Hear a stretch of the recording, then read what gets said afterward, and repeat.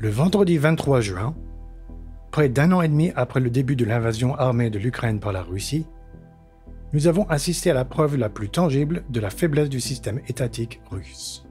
Evgeny Prigojine, avec le groupe de mercenaires PMC Wagner, a organisé une rébellion armée contre les dirigeants militaires de Moscou.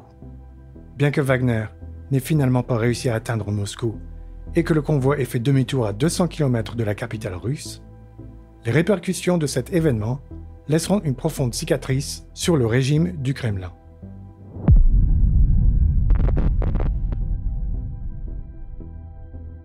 Par souci de clarté, retraçons l'enchaînement des événements. Depuis des mois, voire des années, Prigojine était en conflit ouvert avec les hauts gradés de l'armée russe, en particulier le ministre de la Défense Sergueï Shoigu et le chef d'état-major général Valery Gerasimov. Pendant la guerre, Prigojine a lancé de nombreuses tirades contre les deux, accusant notamment le ministère russe de la Défense Shoigu de restreindre délibérément la fourniture de munitions à la PMC Wagner de Prigojine. Le 13 juin, Vladimir Poutine a ordonné à tous les mercenaires et volontaires de signer des contrats avec le ministère russe de la Défense afin d'obtenir un statut légal et des avantages sociaux.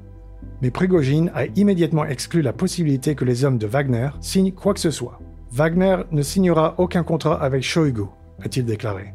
Ce que l'on peut remarquer, cependant, c'est que Shoigu orchestrait Poutine pour discipliner ou même renverser Prigojine et sa PMC Wagner. La corde autour du cou de Prigojine se resserrait.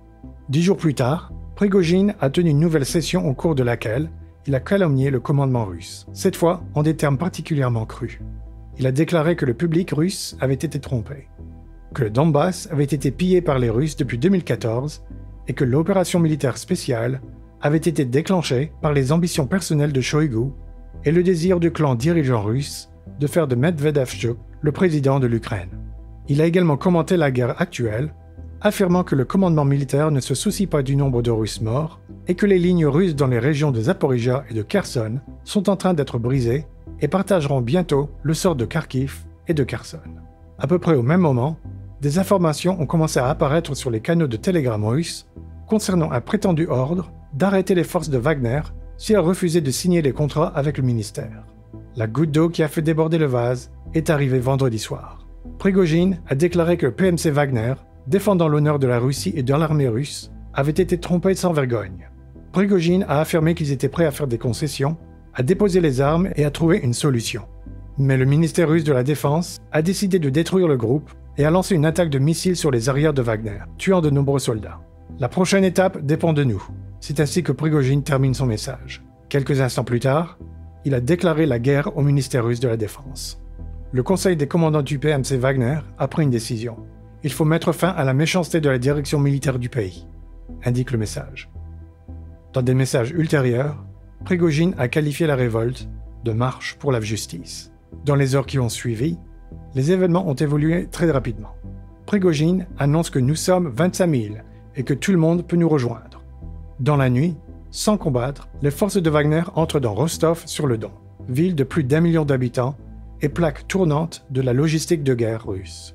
Le quartier général du district militaire sud, le FSB, les bâtiments de l'administration locale et l'aéroport ont été saisis. Mais Wagner ne s'est pas arrêté là. Il s'est dirigé vers Moscou avec un important convoi de plusieurs centaines de pièces d'équipement militaire dans le but, comme l'a affirmé Prigojine, de renverser les principaux commandants militaires. La gravité de la situation est prise en compte à Moscou et la panique s'installe. Le général Surovikin, qui a entretenu des relations étroites avec Prigojine dans le passé, est notamment chargé de faire appel au sens de la raison des Wagnériens. Le service fédéral de sécurité les a exhortés à refuser d'exécuter les ordres criminels de Prigojine et à l'arrêter au nom des autorités légitimes. Le parquet général ouvre une procédure contre lui pour rébellion armée. Le plan forteresse est mis en place à Moscou. Les routes et les ponts menant la ville depuis le sud sont bloqués, voire détruits. Enfin, le commandant en chef Vladimir Poutine s'adresse à la nation. Ils veulent nous diviser comme ils l'ont fait en 1917. Toute rébellion interne est fatale pour notre nation. Trahison, a tenu Vladimir Poutine. Le discours à la nation a clairement montré la gravité de la situation. Rébellion, putsch, coup d'État, guerre civile, quel que soit le terme utilisé, la situation est grave pour le Kremlin. Alors que la rébellion de Prigojine était auparavant dirigée non pas contre le président, mais contre Shoigu et Gerasimov, le patron de Wagner a dû changer de tactique. Le président se trompe lourdement et il sera changé, a déclaré Prigojine. D'autant plus que des preuves visuelles de ce qui se passait commençaient à apparaître. Les combattants de Wagner sont stationnés à Rostov et des avions et des hélicoptères d'une valeur inestimable pour l'effort de guerre sont abattus. L'armée russe en vient même à attaquer son propre dépôt de carburant à Voronezh pour éviter qu'il ne tombe entre les mains de Wagner et ne lui permette d'atteindre plus facilement Moscou. Peu à peu, des voix de soutien ou d'opposition au coup d'État se font entendre. Les prisonniers du groupe Storm Z soutiennent Prigojine, tandis que Ramzan Kadyrov et le Tchétchène Akhmat restent fidèles à Poutine. C'est alors Akhmat qui a été envoyé pour affronter Wagner à Rostov. Pendant ce temps, l'assaut sur Moscou se poursuit. Les rebelles décident de contourner Voronezh et passent par la région de Lipetsk. La force principale et vitale de Wagner est sa rapidité. Alors que les commandants russes mettent des heures à prendre des décisions et à donner des ordres, la colonne de Wagner avance de plusieurs dizaines de kilomètres. Tout cela a duré jusqu'à samedi soir, lorsqu'il a été annoncé que Prigojine avait décidé d'abandonner le rallye vers Moscou à la suite de négociations avec le président biélorusse Alexandre Loukachenko. Quelques instants plus tard, l'information était confirmée par le patron de Wagner. « Nous ne sommes plus qu'à 200 km de Moscou. Le sang pourrait couler. Nous faisons faire demi-tour à notre colonne et partons dans la direction opposée », a déclaré Prigojine. Le raid s'est probablement terminé près de la ville de Toula. Les troupes de Wagner ont parcouru une distance de 800 km depuis Rostov, sans contact étroit avec les forces terrestres, et ont été occasionnellement attaquées par les forces aériennes. Reste à savoir ce qui s'est réellement passé. Dans quelles conditions Prigojine a-t-il accepté d'arrêter un putsch qui, de l'avis de beaucoup, avait de bonnes chances de réussir si la colonne atteignait Moscou? Aucun policier n'est prêt à se battre. Absolument aucun. Même les unités spéciales de la police de Grom ne sont pas en mesure d'affronter des soldats expérimentés de Wagner. C'est une chose de se jeter dans les appartements et de mettre les opposants face contre terre. C'en est une autre d'avoir des adversaires qui sont réellement prêts à mourir. La police n'est pas prête pour cela. Un bureau chauffé n'est pas une tranchée, a déclaré une source anonyme à Moscou. La version officielle est que Prigojine ne voulait pas verser de sang russe.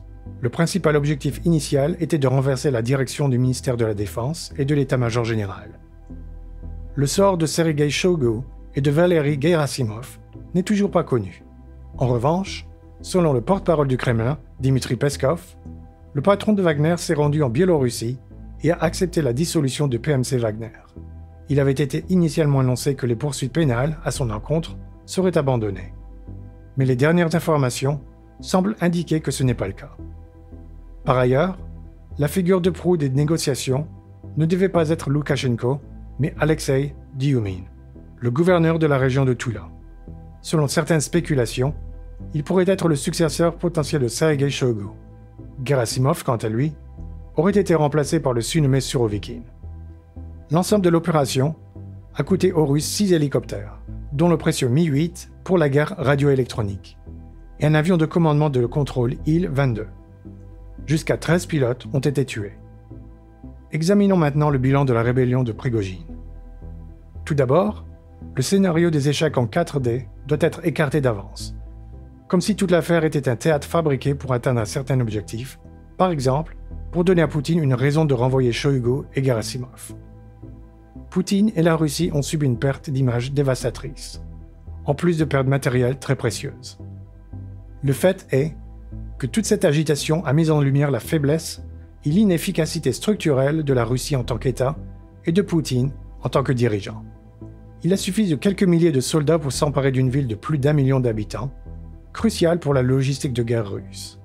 Quelques milliers de soldats supplémentaires ont pris Moscou d'assaut, sans que personne ne les dérange, à l'exception d'un raid aérien occasionnel. La situation au sommet est similaire. Seuls les généraux Surovikin et Alexeev, probablement sous la contrainte, se prononcent en faveur de Poutine. Il n'y a pas eu de déclaration massive de soutien de la part des gouverneurs, des membres de la Douma ou d'autres barons. Les oligarques ont quitté Moscou en masse, tout comme la classe supérieure, le prix des vols atteignant 10 fois le niveau normal. Fuite massive. Apathie. Personne ne voulait mourir pour Poutine. Même l'armée TikTok de Ramzan Kadyrov a délibérément retardé son arrivée, invoquant des problèmes d'équipement et des embouteillages sur les routes pour éviter tout contact direct avec les Wagnériens. Le fait est qu'il s'agissait d'un spectacle, mais d'un spectacle de la faiblesse de Poutine et du Kremlin, diffusé dans le monde entier. Les adversaires et les alliés de la Russie à l'étranger, ainsi que l'ensemble de l'État de la Fédération de Russie, en ont pris note. La structure mafieuse, à laquelle le système vertical de pouvoir russe est souvent comparé, repose sur la personne d'un chef fort. Si le chef fait preuve de faiblesse, il perd le respect et l'autorité aux yeux du reste de la bande. Si Prigojine a semé la pagaille dans tout le pays et s'en est sorti en posant même des conditions, pourquoi devrions-nous craindre quoi que ce soit de la part du régime? Aujourd'hui, un tel calcul peut être fait par de nombreux siloviki russes et d'autres personnes plus ou moins puissantes. Ainsi, si les effets à court terme peuvent sembler insignifiants, surtout par rapport aux attentes du samedi 24 juin, à long terme, les événements actuels pourraient être désastreux pour Poutine et le Kremlin. La rébellion de Prigojine est un autre exemple, mais le plus important de la fragilité de la Russie. La rébellion ne doit pas être traitée comme un événement unique et exceptionnel, mais comme un symptôme ou un prélude à des événements ayant des implications beaucoup plus larges. C'est également l'avis parfois controversé dans des milieux universitaires du chercheur russe Kamil Galeev. Le fait est que Galeev a correctement prédit l'issue du coup d'État de Wagner, alors qu'il battait encore son plein, lorsque la colonne était en route pour Moscou. Selon lui, les conséquences à long terme seront désastreuses pour le Kremlin. On ne sait toujours pas ce qu'il adviendra de Prigojine et de la PMC de Wagner. Bien que Dmitri Peskov, le porte-parole du Kremlin, affirme que le rebelle sera exilé en Biélorussie et que Wagner sera dissous, il se peut que ce ne soit pas le cas. Peskov n'est pas connu pour sa sincérité. Alors que Prigojine lui-même et Wagner ont quitté Rostov comme une rockstar, accompagné d'acclamations et de chants. Il ne faut toutefois pas oublier que Prigojine a lui-même subi une grave atteinte à son image au sein de sa propre organisation, qui s'est senti utilisée pour les propres jeux du dirigeant. Néanmoins, si Prigojine survit, ce ne sera pas forcément le dernier chapitre écrit par l'ancien chef de Poutine. Le lundi 26 juin, de nouvelles déclarations ont été faites par Poutine et Prigojine. Poutine a déclaré la victoire. Il remercie la quasi-totalité du peuple russe qui, objectivement, n'a absolument rien fait pour arrêter la mutinerie. Prigojine, quant à lui, a affirmé qu'il ne voulait pas verser le sang russe et que ses actions ne visaient pas à renverser le gouvernement, mais constituaient une sorte de protestation contre la volonté du ministère russe de la Défense de dissoudre Wagner et une conséquence directe de l'attaque de missiles sur les bases de Wagner. Pourtant, la déclaration de Prigojine était pleine de fierté. Ce n'est pas ainsi que parle quelqu'un qui a été vaincu.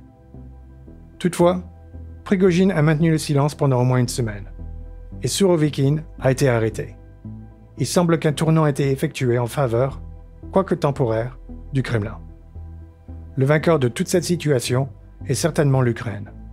Bien sûr, si la rébellion avait atteint Moscou, les chances d'un effondrement complet des lignes russes et de l'expulsion d'un ennemi désorienté auraient été élevées.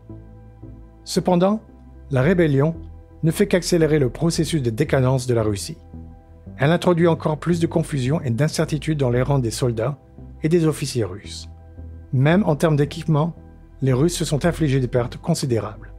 Il suffit d'un contrôle pour voir à quel point le système russe est pourri de l'intérieur. Même si la situation est temporairement détendue, la marmite continue de bouillir, encore plus qu'avant.